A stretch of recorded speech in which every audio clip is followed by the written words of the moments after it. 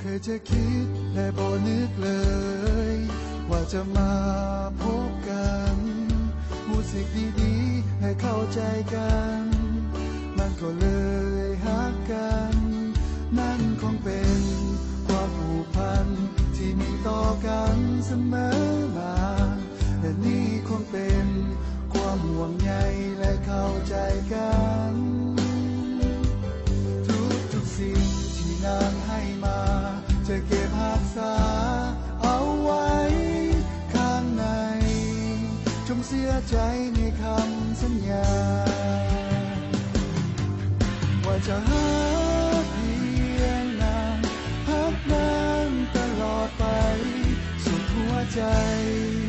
ของอ้ายมีแต่นางจากวันนี้ส่วนนิรันดร์จะฮักซื่อตรงทุกอย่างบ่มีทางที่อ้ายจะเปลี่ยนใจ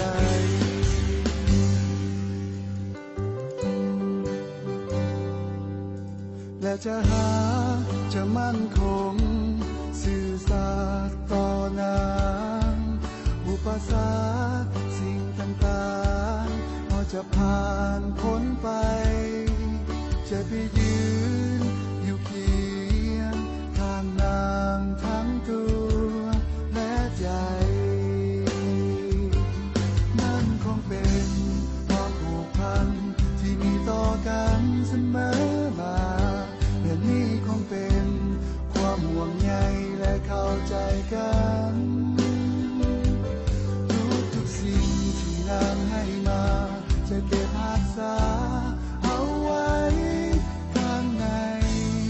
จงเสียใจในคำสัญญาว่าจะหาเพียงนางฮักนางตลอดไป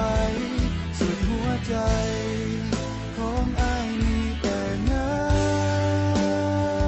งจากวันนี้ส่วนนิรันดร์จะฮักซื่อตรงทุกอย่าง